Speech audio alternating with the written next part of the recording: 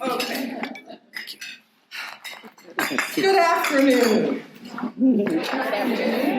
What a beautiful gathering of subversives this is. I'm so grateful to be here today, and I'm humbled and honored to be receiving an award for not lying to children. This may not be how you define the Margaret A. Edwards Award, but it's how I define what I do and also what you do as youth services librarians and other positions related to the publication and distribution of these little handbooks for life that we cleverly call fiction. Before we dig in, a sincere thank you to the Edwards Committee, and you, Craig, who gave me quite a January surprise, and to my agent and to my editors and publishers of not only the chosen books, but to all of my books. I never in my life thought I'd win an award like this. I have every plan to use the inspiration it has given me to seed the stacks with more weird little handbooks for life. I am here today to talk to you about teenagers and how we treat them. I am here to talk about the world we live in and the world we deserve to live in. I am here to talk about hate and love. I'm here to talk about how literature for young adults is the transcript for the future, a balm for the past. It's a movement. We're the movement. And so, my career started in a bedroom closet. My career started with a book. My career started with a kiss. My career started with a punch and a frenzy of survival. My career started with the 1 million times I was told to shut up. My career started with the 1,000,001 times I kept talking. My career started when I realized that cruel people were cruel because they were hurting inside. Here began my quest to become Hawkeye Pierce. At age 9, I decided I would be a heart surgeon. I was born with a piece of crucial knowledge. Human beings are cured by the truth. Shocking, I know, but my whole birth was a shock. Incidentally, I was born sitting breech, butt first and doubled in half. A birth any moderately humane doctor would have prevented in favor of a cesarean, but instead the man in charge of the ward that night, the ward that my mother trained on and worked on for years, decided that she must be wrong about my position in her body, and she was forced to deliver me his way, 10 pounds, by the way. My career started in a slimy, hot vat of sexism. So did yours. So let's start there. When I was in first grade, I invented a world for myself. It is the world I live in still. Inside of that world, girls can do, think, and feel whatever they want and not get shit for it. In that world, I could be Amy Sarek and not worry about the boys who would make fun of my body, my ability, or the fact that I have opinions. And while the boys were certainly problematic throughout my school years and beyond, no one had warned me about the girls. The patriarchy is alive and well, and women are often its willing caretakers. Our field is not immune. I can only tell you it's hard to hear the same story over and over and over again. Children's and young adult literature is where everything starts. It's the most progressive, honest, and badass sector of literature. So as pushers of it, we must remain mindful of how we dress our hearts and minds for the job. When we have the power to make superstars, we must consider backing women. Hating women was the original hate, and getting women to hate other women as competition was a very clever trick indeed. Easy too, girls learn it before kindergarten. Misogyny is sewn into everything, even us. Let's rip the seams out, slice every stitch. Let's invent a new code of resistance. Let's be babies born butt first together. Let's drink bat dust and beer. Let's draw a map for our descendants in the ink of our own mistakes. In the spring of 2005, I stood in a bed of summer lilies and I held in my hands A perfectly intact, looked totally alive, mummified bat. It was light as a ghost, a memory and a prophecy. It made me ask myself if, like it, I was just pretending to be alive when I was actually slowly dying. I had been slowly dying. That's why I was writing novels, to figure out how to stop slowly dying. I've been tied to a balloon called hope my whole life. For 3 decades, as I wrote book after book, I was swimming through liquid lead, held up by that balloon. My therapist says I'm probably the most positive person she's ever met. She adds, "It hasn't always served you, Amy."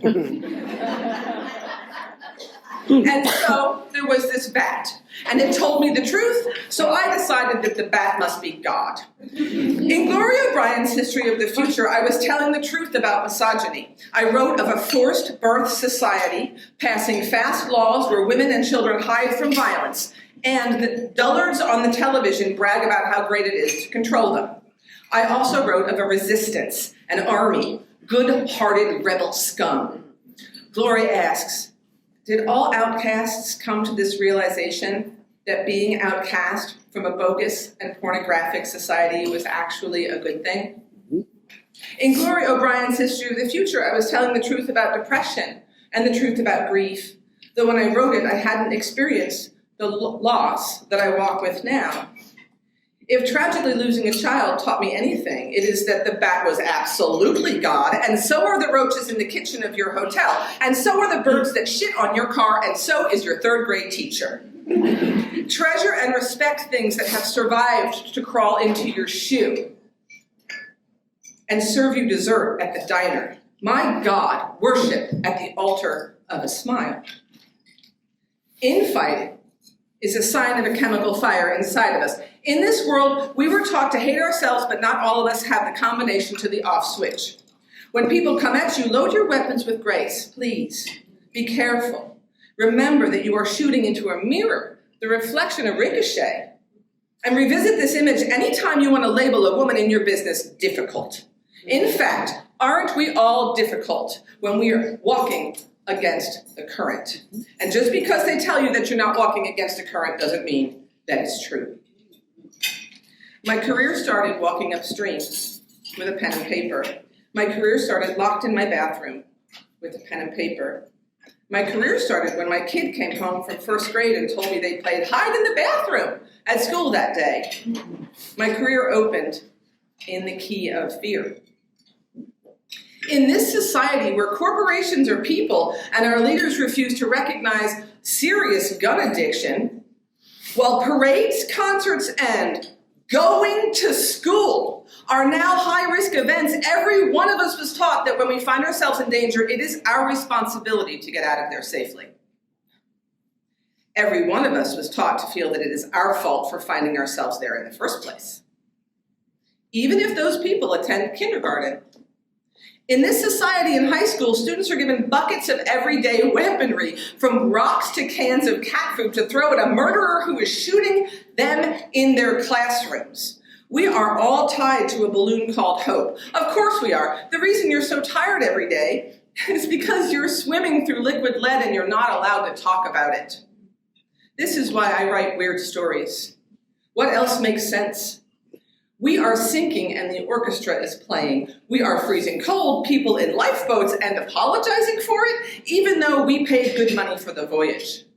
Nothing is fair. I write adversity well because I've lived it. I write the unspoken expectation of polite silence well because I've obeyed it. I'm still scared every time I tell the truth, because the trick of people who want to control you is they call you a liar until you almost believe it yourself. People ask me how I write teenagers so well. It's because we expect the same polite silence from them. They're called liars, attention seekers, and lazy, when really, our babies are screaming. I guess that's how this speech starts. Stymied out of sexism, a featherweight god, screaming babies armed with cans of cat food, mocked by their own president, coaxed back into formation by capitalism. People ask me why I'm so serious all the time. That always gets a laugh. I have to, because I am serious all the time. Anyway, I tell them it's a side effect of being a surrealist. I find joy in truth, even if it's ugly. When I was 14, a kid I knew walked up to me and my boyfriend at a football game and said, "My brother is burning a cross on the mountain tonight, and we should be able to see it from here." When I was 19, I delivered pizzas to the Grand Dragon of the Ku Klux Klan and drove by 50 robed recruiting rallies on a Saturday afternoon. Why did I say 50? That's not correct. Give me a second. I don't want you to think I drove by 50 of those. There you go, fully robed recruiting rallies on Saturday afternoon. I was like, 50 robed? That doesn't make any sense. On Saturday afternoons, right up by the Boyertown Bank. You know where I mean. Sorry, I brought a hometown friend. When I was 22, I borrowed a snow shovel from my neighbor and went to find out in early summer that he had a 100% white power tattoo on his arm. All of these moments brought me discomfort, mostly because no one would talk about the fact that this was a normalized thing where I grew up. But because of that, these moments also brought me a special kind of joy. I have loved puzzles since I was handed my first one. And hate to me is a puzzle. I will never fully solve the puzzle, but I have spent my life writing out its truth. Please ignore Vera Dietz was born as I drove by that old pizza place in Reading, Pennsylvania, and thought of all the people I delivered to over the 4 years I worked there. There's a lot to be said for working in the service sector, as you well know. You get to see who your neighbors are, you get to learn how much they tip and how well they train their dogs, you get to meet perverts and shysters and sweet little old ladies. The puzzle of my hometown stuck with me as I traveled the world. I've met haters of all kinds, in all different places. I used to think hate was specific, but as I grew older, I found that hate is vague and not special at all. Don't tell members of hate groups this, it really bothers them. I tell you, hate is about as boring as pocket lint and common as spring allergies. There isn't one of us who is immune either, no matter how much we deny it. All you have to do is dig deep enough to find out what a person is afraid of. And these days, a lot of people seem to be afraid of children's books. Distraction is the mother of gaslighting. The restrictions on intellectual freedom coming from untrained lawmakers and citizens who keep harping on about parents' rights, by which they mean white parents' rights, which is, by the way, a thing they totally made up in their heads, are just that. They are distractions. It's a ruse. We all know this. It's not about books. It's a movement by the privileged to dismantle the public education system because the white supremacy told them to. It's just bigots being bigots. In the last 10 years, children's literature has led the charge into what looks like a new space. This space has a lot of truth in it about our country's history and present-day reality. In this space, we can say, Black Lives Matter. In this space, we can say, love is love. We have more children's book creators of different backgrounds than ever before. Is it any surprise that the reaction to this was a call for destruction? Here's the thing about haters. They already know the truth. That's why they're haters. Their trick is, then, to get you to agree with them in any way they can. Make it a zero-sum game. Call a librarian a pedophile. Make up fables about picture books with sex instructions. They will say anything, whatever it takes. Distraction is the mother of gaslighting because hating moves so fast, we can't keep up with it. By the time the sun rises tomorrow, we will doubt ourselves because it can't be as bad as it seems, but it is as bad as it seems. Removing relatable contemporary books from school libraries in these times of standardized school violence, a teen mental health epidemic, and a national rise in hate is akin to hiding all the fire extinguishers when you know the school building is about to catch fire, and the haters know it. Vera Dietz said, "I'm sorry, but I don't get it. If we're supposed to ignore everything that's wrong with our world, how will we ever make things right?" Look, I'm tired of watching billionaires feed children into their money machine and never lift a finger to serve them. America is presently facing its worst ever youth homelessness problem at the same time as we have a rise in special interest groups that claim to want to protect children. We have people screaming at school board meetings about how books in the library are profane while they fly a flag on their house a block from the school that literally says, "Fuck Biden." This is what happens when you lie to children. This is what happens when we are distracted. Vera Dietz walks out of her house one night to go to work. She can hear her neighbor screaming at his wife, which is a well-known occurrence in the neighborhood. The book is about how our society refuses to look at domestic violence and its effects and finally do something about it. Vera explains, quote, "As I drive to work, though, I wonder about every house I pass, because I've read the statistics, haven't you? Which of the houses hold the wife beaters? The child abusers, the rapists? Which of the houses hold the parents who hurt their own kids? Where are the signs? Wouldn't it be nice if there were big, flashing signs to warn us about these people?" I believe we've managed to arrange what Vera wanted. We have signs now, right in people's front yards, that point out who's okay with leaders who disrespect and sexually assault women, push racist policies, and want to deny young queer people their lives.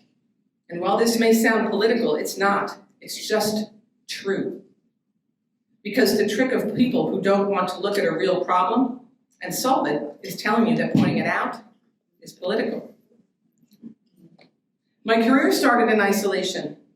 My career started in a flat so damp I watched the wall surface peel right off one time. A surrealist dream, a human being's nightmare, the whole wall. It was unbelievable. I didn't even touch it. It was over there. And I was like, what's happening? And then it was like, I didn't have any drugs this morning. What's happening?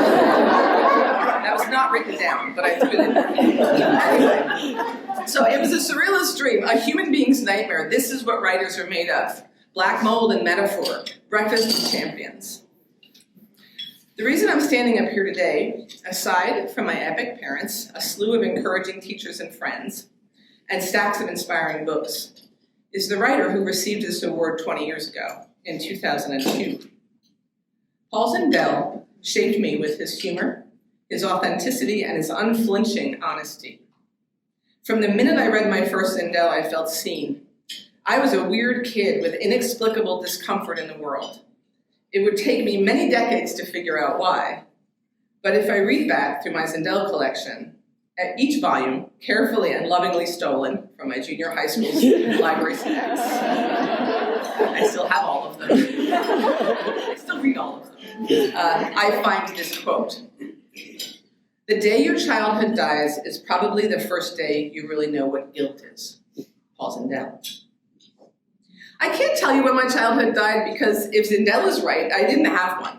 Now, exteriorly, I certainly did. I had summer vacations and cello lessons and basketball practice and sleepaway camp and birthday parties and building snowmen and riding my bike through miles of cornfield. But interiorly, I carried the guilt of the whole world. I thought that literally everything bad that happened was my fault. I can only tell you that I was either born with this or it was given to me. Not all the players in my childhood were healthy, least of all the society I was born into. If Zindel was right, and I think he certainly was, then the teenage years are not advertised honestly. They aren't the best and most fun years of our lives. They're actually filled with emotional chores that no one has prepared us for. On top of the cultural bullying, the eye-rolling, the mockery, and the pressure to choose what to do with their lives, while also juggling cans of cat food, first love, teenagers have to figure out how to handle their trauma. This isn't new. Every one of us had to either face truth, file it away for future snacking, or burn it and decide we'd take it to our graves. The trick of people who want to control us is denying our trauma. The trick of denying our trauma is it makes us easier liars. The cure is talking openly about trauma. Anyone who tells you that's self-indulgent is trying to shut you up. Keep talking. This war on facts is exhausting. We need time to stop. We need to reorient. We need some quiet, a sort of ethereal spa year in which we can recalibrate ourselves to the truth. When people ask me why I write books for young people, I tell them that I prefer to write for the segment of the population that knows how to do algebra. Accurate, right? But really, I've worked with a great many survivors of a great many things, and most of those things were survived prior to age 18. I want to help people heal because that is the solution to hate. I want to help people understand because that is the solution to hate. I want to help people ask questions because that is the solution to hate. I am building a compassionate army, an army of adults who treasure teenagers, who value them, appreciate them, worship at the altar of their smiles. David Bowie said about your children, Don't kid yourself, they belong to you. They're the start of the coming race. My career started by trying to make way for the Homo superior. I believe, like everything else in my life, I got to this career by doing the exact opposite of what I was told. In fact, I did not go to medical school, and yet I did become a heart surgeon. I cut into my heart over and over to see if somewhere in there I could find a space reserved for love, a location, a ballpark, a game of cold or warmer. My career started on a snipe hunt at a summer camp. My career started on a basketball court. My career started in the backseat of an Audi with a porn card I loved so deep. When I cut into my heart, what I found was teenage me. What she told me was, your feelings matter. And since you were little, society told you that your feelings did not matter. You were told that every boy who pulled your pigtails liked you. You were told to forgive your abusers because it makes you the better person. You were told that a truly good life is uncomplicated and without villains, as if anyone can control when the villains show up. My story is crowded with villains and heroes like anyone else's. I was duped in love, betrayed, I nearly drowned. Only when I escaped the damp did I receive further instructions. The instructions read, love yourself more. I found, like a few of us here today, I'm sure, I did not know how to do this. No one had taught me. When I wrote Ask the Passengers, I had a few goals, but one of them was I wanted to write about love so relatable that I wouldn't get one piece of hate mail for writing a book about a lesbian awakening. The book turned 10 years old, like 2 weeks ago. I have yet to get one piece of hate mail for it. Astrid Jones is impossibly me. Her ritual of sending love to passengers in airplanes flying overhead is mine, since I can remember. It was bigger than praying. Energy. It's like Reiki dialed to high. I had no idea how cosmic it was because I was like 6. I just had a good imagination, and I wanted to send love out, and I wanted people to receive it. Hawkeye Pierce once said, without love, what are we worth? 89 cents. 89 cents worth of chemicals walking around lonely. When I was in 9th grade, I wrote the piece that would define my career. It was from the point of view of a lonely can of succotash. It was lonely because I hate succotash. It was a metaphor. The succotash was me. The succotash was every kid in my class. The succotash is every kid in your library. Probably a lot of the adults too. When I was in 11th grade, someone scrawled the word dyke across my locker. I wore it like a badge because it wasn't inaccurate. Not all queer kids can turn that into a badge though. Not when they're getting bullied every day. Not when they're not accepted at home. Not when the state after state we are making queer kids illegal again. This is late-stage capitalism, the part where we eat our young. Without love, what are we worth? Apparently a lot of money. There's a lot of profit in shaming queer kids. There are millions of investors. And yet the APA reports that 50% of Generation Z identifies as LGBTQ+. This is not an emergency. It's a relief. This is a sign of a generation so mighty they will stop time, reorient, recalibrate to the truth after 15 generations of intentional lying. Our job is to help them in every way I've listed today. It's a lot, but they deserve a lot. We all do. Love is far more accessible than hate. It's just some people have never been shown a map. Be the map. Astrid Jones said, how many things do I have to invent in my head to survive this? My career started when I invented a world for myself in 1st grade. My career started when I walked out of the locked bathroom, sat down at a typewriter, and started weaving metaphors out of trauma. It's not indulgent. I'm a whistleblower. Every day I slice open my heart to write a love song. The problem is love doesn't always mean romance, best friends, Norman Rockwell and June Cleaver's after-school cookies. It never did. Love is the truth. No matter how ugly it is, love is conversation, no matter how hard it is. Love is protecting kids who aren't even yours. Love is holding screaming babies until the ringing never leaves our ears. Love is child-proofing our world with books that represent every possible type of human so that every single reader can find themselves on a page because that's how we show them that they matter. Love is what you do every day. You give young people access to the maps that will cure their loneliness. You deal in weird little handbooks for life, and you help teenagers imagine the worlds they deserve. where their trauma is acknowledged and their journey respected. My career started when you allowed me to help them by handing them my books. I can't thank you enough for that. Being part of this movement, the movement to cherish and love teenagers, is the movement I was born for. My invitation came in the form of a book. Let us fight hard to keep that tradition strong. Let us fight hate and mind control in all its forms. Let us remember to love ourselves so well that the skill becomes muscle memory. Let us swaddle our screaming babies with word after word of truth and the space to talk about it. Let us be good-hearted rebel scum, and let us never shut up. Thank you.